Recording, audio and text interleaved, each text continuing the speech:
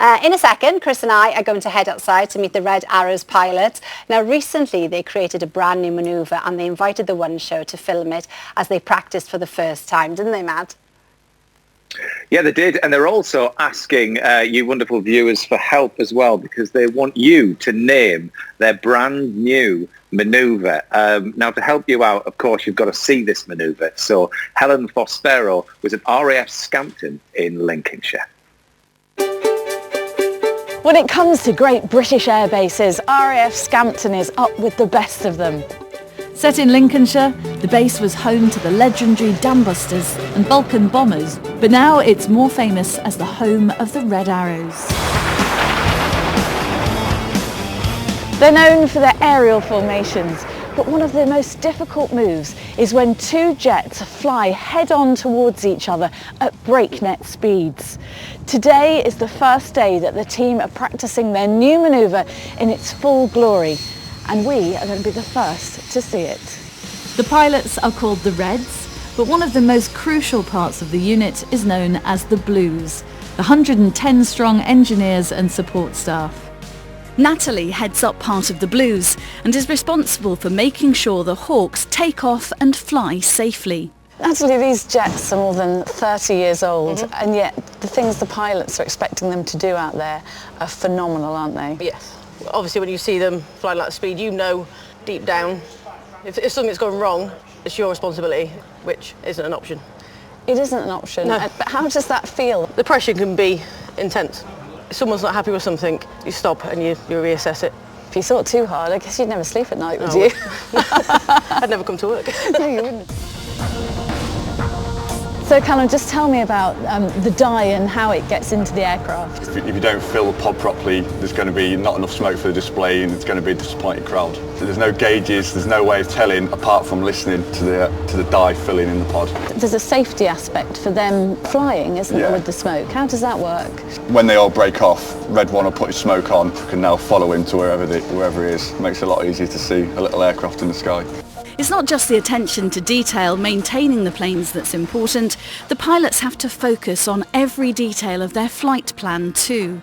To even be considered for the Red Arrows, each pilot must have at least 1,500 hours of fast jet flying, have completed a frontline tour of duty, and have nerves of steel. The two pilots performing this new manoeuvre are Red 6 and 7, aka Bondi and Gregor. Bondi, first of all, tell me how you came up with the idea for this new manoeuvre. We just thought we'd amalgamate two manoeuvres, double rolls and vice versa. The initial part of the manoeuvre is a barrel roll effectively, so we roll upside down only about 500 feet above the ground and you pull down towards the ground, inverted at 150 feet. Once we've completed that roll, it's my job to miss him that close enough to make it look like we're in the same bit of sky. And what are your top speeds when you're flying this new manoeuvre? So I have a closing speed of around 700 miles an hour. What's a closing speed? The combined speed of us pointing towards each other. Do you feel the pressure? When you do your first show in the summer in front of thousands of people, you've got to get it right. There's no way you can get it wrong. It's time to put theory into practice, and with the all clear from air traffic control, Red 6 and 7 are ready for a trial run.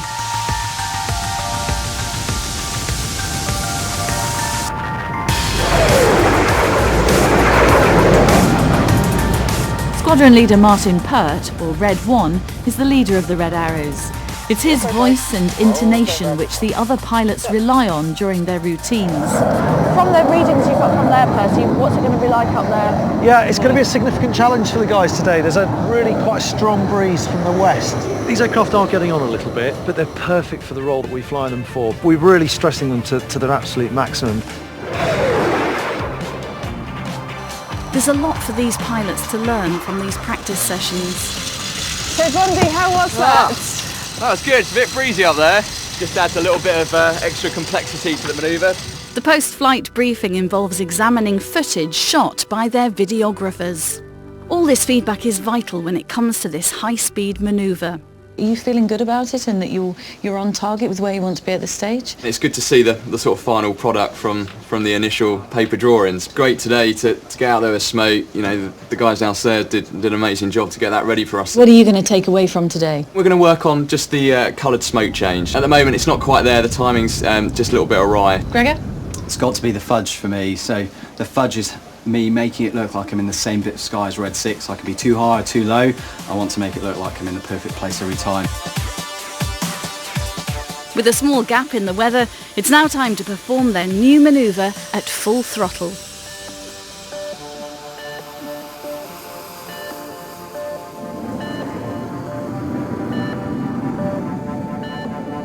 Vehicle brake, slow to vertical.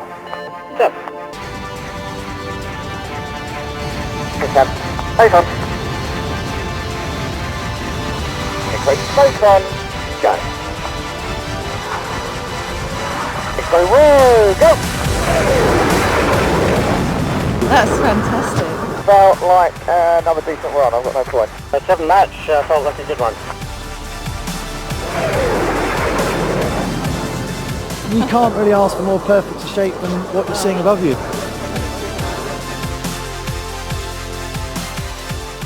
Well, Perty and Bondi join us now. Welcome, gentlemen. Thanks for coming in. Because I know you did debate it for a long time. Should we, shouldn't we? But you've come, you've driven here, you haven't taken public transport. And I tell you what, it does lift morale a bit, I think, you know, to see items like this and to see you in the flesh and have a chat about something else for 5 minutes. Thank you. So that was an amazing manoeuvre there. How did you come up with that then, Bondi? Well, we have a very quick turnaround between display seasons, so I had about 2 weeks of leave. Sitting on a sun lounger in sunnier climes. Very nice. And there were 2 manoeuvres that I really liked flying last year, double rolls and vice versa, and I thought a way of mixing them up, something a little bit different. So initial paper drawings, and then I got to go and practice it on my own when I got back to the UK. Then eventually added Grego Red 7 and got the approval of the boss and the hierarchy to us to be able to put it into this year's display. And while you were on your sun lounger, you came up with a manoeuvre, but not the name. So you've been asking for help with this. We have. We need a name for it. So we'd really like to sort of dig out to our fans and those who watch us and sort of contact us via our social media channels to come up with a name for us. Lovely. And you know, it'd be really great if we could see this move in some of your displays of the summer. But of course, current climate, we don't know what's going to happen. But you are using it in training anyway, so it's not going to waste, is it? For us at the moment, we are absolutely training as normal. It's not going to waste, and we have rehearsed it, as you've seen on the film that was produced about a month ago. Where it goes from here, we just don't know. We're just being as adaptable as everyone else at the moment, and hopefully at some point this summer we'll be able to show it off. Brilliant. And you went to the States as ambassadors. I mean, look at this, Chris, this footage. If we can see the first one where you flew over Golden Gate in San Francisco. Oh, nice. Look at Isn't that brilliant? That's incredible views. Isn't it? Yeah, wonderful. And then you weren't only there, you went to Manhattan as well, I think, and probably, there you are, we can see that That's now. us down the Hudson. Yep. Good memories. Oh my goodness. Where's the favourite place for you that you've flown then? Believe it or not, it's actually over here, over the city. It's flying over the Queen, over Buckingham Palace on the Queen's birthday flypast or any big event is an absolute highlight, especially for me as the leader, because I just get an absolutely perfect view of the Mall. And I tell you what, while everybody is at home, self-isolating, if it comes to that, if you could just fly past and everybody be in their gardens, wouldn't that be wonderful to see? Maybe with a bit of disinfectant coming out of that. Absolutely. Thank you both. It's really good to see you. Thanks for taking the decision to come in. I really appreciate it. And thanks to everyone involved in getting that plane on our piazza. Oh, it was a right fuss. If you want to see how they did it, head over to our Instagram page at BBC The One Show. You can see it all there.